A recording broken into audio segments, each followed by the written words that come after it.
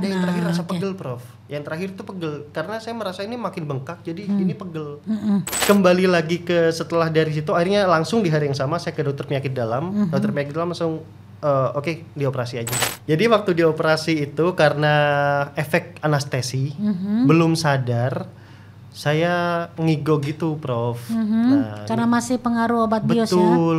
Ya, inilah masalahnya. Ngigonya apa? Ngigonya itu saya manggil mantan saya, Prof. Mantan Manggil terindah ya. Dan yang jadi masalah adalah di depan istri saya, Prof.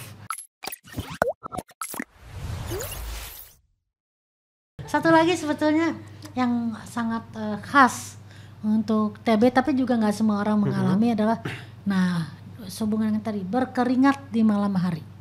Walaupun tidak melakukan aktivitas, bahkan walaupun hujan yang nggak panas, suhu tapi berkeringat.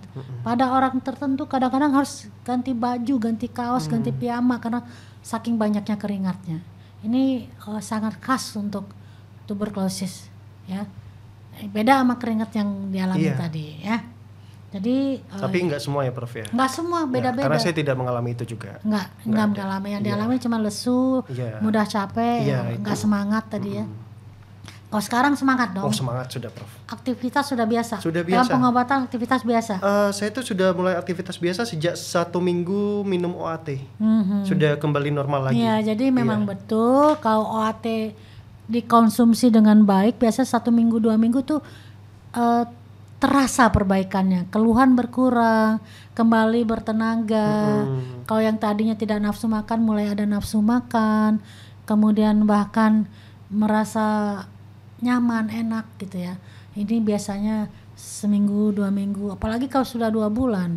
Karena memang aktivitas kumannya udah makin berkurang, bahkan sebagian besar kuman udah mulai tidak berdaya atau mati begitu ya. Jadi ya itulah perjalanannya. Makanya saya selalu mengatakan kalau memang TB cepetan minum obat supaya lebih nyaman, cepat sembuhnya. Dan kalau nggak minum kan menularkan. Untung Anda TB kelenjarnya orang Indonesia masih ada untungnya.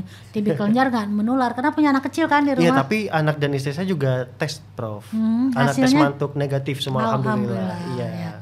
Jadi memang TB kelenjar nggak menular. Iya. Tapi kan untuk meyakinkan. Anda di ronsen juga nggak? Ronsen, Prof. Normal, bersih. Normal, ya. bersih. Ya, makanya nggak ada TB paru ya. Hanya TB kelenjar. Jadi sekali lagi ingat ya, TB ekstra paru atau TB yang di luar paru itu tidak menular. Yang menular adalah TB paru karena kumannya keluar dengan cara dibatukkan. Makanya pasien TB paru yang batuk pakai masker supaya kumannya nggak ikut keluar dan tidak menularkan untuk orang lain. Ya, saya juga ada pertanyaan yang ingin sekali nih saya tahu. Bahkan sebelum mulai tadi saya udah niat nih waktu menuju ke sini di mobil saya mau tanya nih gitu ya.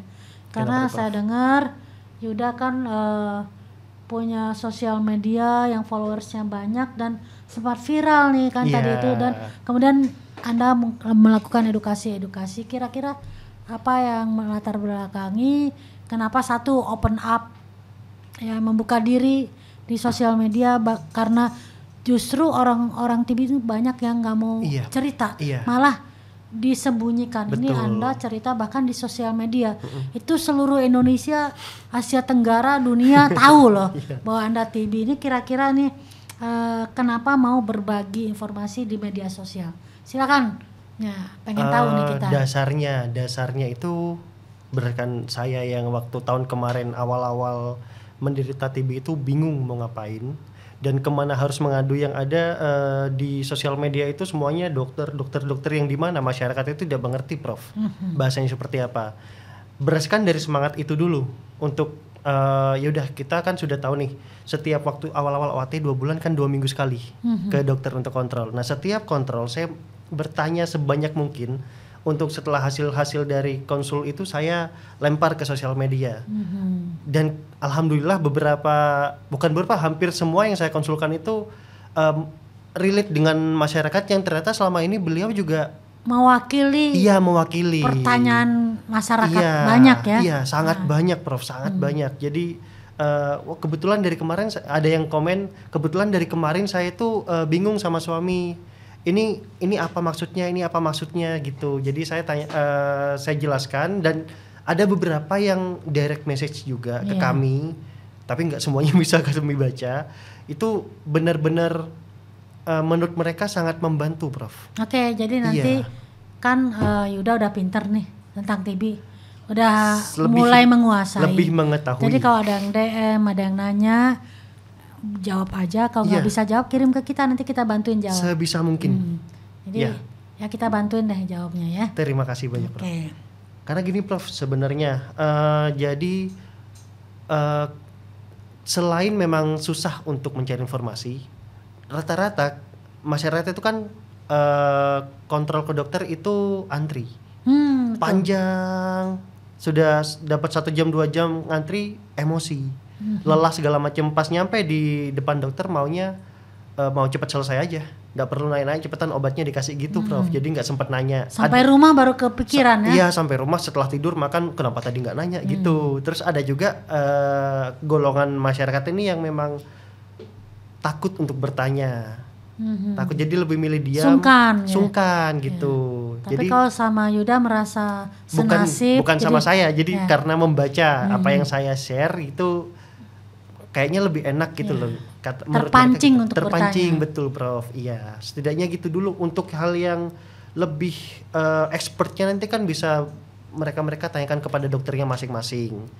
Pemantiknya dulu, Prof. Oke. Di situ dulu awalnya. Ini saya seneng banget nih dengernya nih ya. Jadi karena memang saya kepengen banget masalah TB ini diceritakan, dibicarakan oleh orang banyak, termasuk masyarakat. Karena masalah TB ini bukan masalah medis aja. Betul. Mungkin diagnosis, pengobatan itu masalah medis, tapi di luar itu kepatuhan pasien, kemudian juga ketakutan pasien, ketidakmampuan untuk menyelesaikan pengobatan, itu banyaknya masalahnya non medis Iya. yang harus dibicarakan juga dengan di kalangan orang-orang non medis.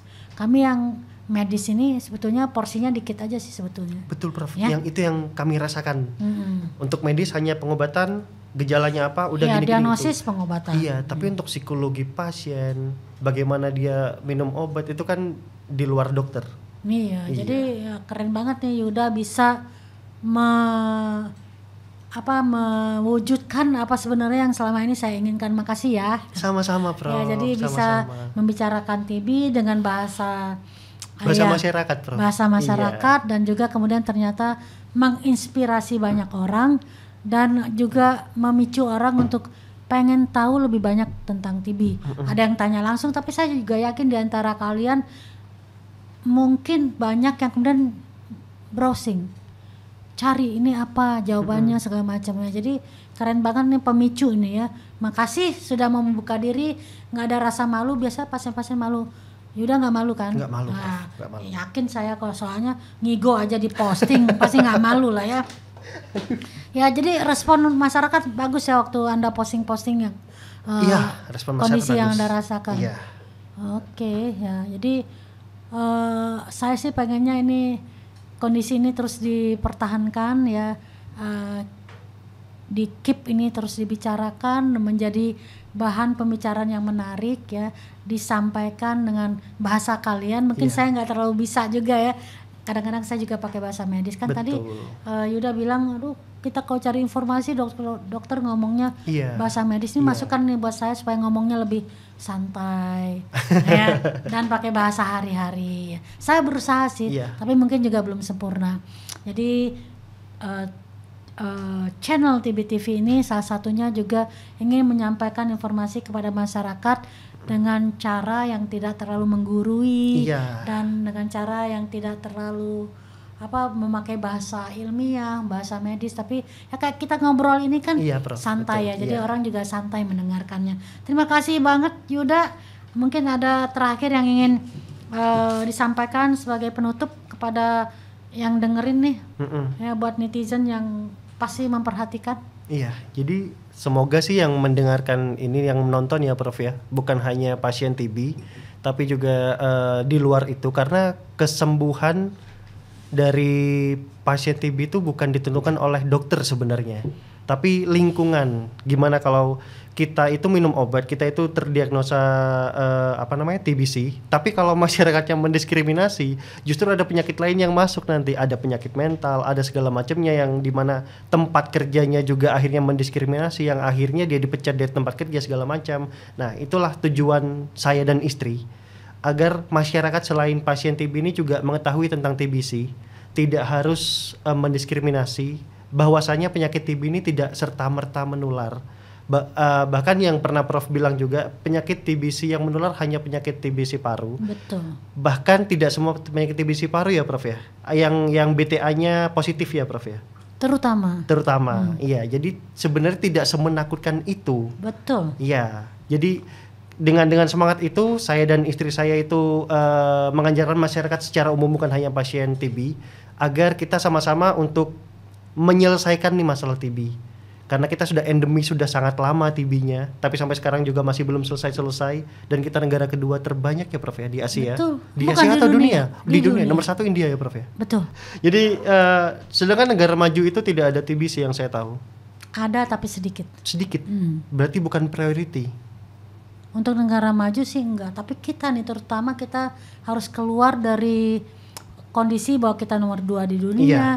Ada 1.060.000 orang kasus TB aktif setiap tahunnya yang harus terdaftar. Iya, mungkin yang enggak lapor, yang enggak periksa, ya yang tidak terdiagnosis juga lebih banyak. Jadi itu kita harus usahakan bahwa semua masyarakat yang mengalami gejala mencari pengobatan supaya sembuh, tidak menularkan dan bisa produktif. Terakhir nih ya.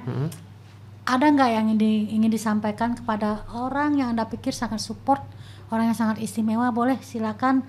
Yang mau yang sangat personal juga boleh. Ya, kita nggak akan edit nih kata-katanya, silakan disampaikan. Terima kasih. Itu aja. Karena nggak ada yang bisa mengganti kata terima kasih, karena tanpa ada yang support dari orang terdekat, mungkin saya nggak sampai di 5 bulan, karena saya bukan orang yang disiplin. Langsung apalagi sebut orang terdekatnya siapa, kau perlu namanya. Istri saya. Iya. Itu maksudnya, biar istrinya yang denger seneng, nanti dia upload lagi sesuatu. Karena memang tanpa ada dukungan dari lingkungan sekitar, saya rasa pengobatan TB ini tidak akan berhasil ya, karena panjang ya Prof ya. Panjang, dan saya sebenarnya bukan orang yang disiplin untuk minum obat, tapi karena ada support dari istri, ya akhirnya saya bisa at least sampai bulan ke-6 ini, dan semoga bisa sampai sembuh. Prof, saya ada yang mau tanya sebelum kita selesai. Boleh. Sebenarnya ada 2 tapi satu aja. Jadi yang pengen saya tanyakan ini Prof, apa sih dari dokter untuk bahan-bahan apa saja yang dipertimbangkan oleh dokter sampai menyatakan pasien ini sudah sembuh dan sudah selesai pengobatannya, selain dari durasi ya Prof ya? Selain dari durasi, apa itu Prof? Jadi biasanya kami dokter akan menyimpulkan seorang pasien TB itu sembuh berdasarkan 3 hal. Yang pertama adalah keluhannya hilang, misalnya tidak lagi demam, tidak lagi batuk, tidak lagi nyeri dada, untuk kelenjar tidak ada lagi kelenjarnya, kemudian berbagai keluhan itu berkurang dan pasien merasa normal kembali. Itu dari sisi keluhan. Yang kedua adalah dari sisi paru, itu dari foto toraknya mungkin tidak bersih sempurna, tapi apa-apa yang kita anggap sebagai penyakit yang sedang aktif itu sudah hilang. Karena biasanya kadang-kadang kalau di foto torak yang sangat luas, kalau sudah sembuh pun kadang-kadang menimbulkan sisa, ada yang tersisa. Itu yang kita sebut sebagai fibrosis. Tapi bukan berarti semuanya ada fibrosis, banyak yang parunya bersih setelah pengobatan. Itu yang kedua. Nah, yang ketiga, dan ini adalah yang penting, bahwa pada pemeriksaan kumannya tidak lagi ditemukan, alias negatif. Dengan cara Prof? Pemeriksaan dahak. Walaupun ekstra paru? Nah, kalau ekstra paru tentu saja tidak semuanya kita bisa periksa. Misalnya Anda kan waktu itu di operasi, di biopsi. Ya kita nggak biopsi lagi, tapi cukup mungkin dengan USG.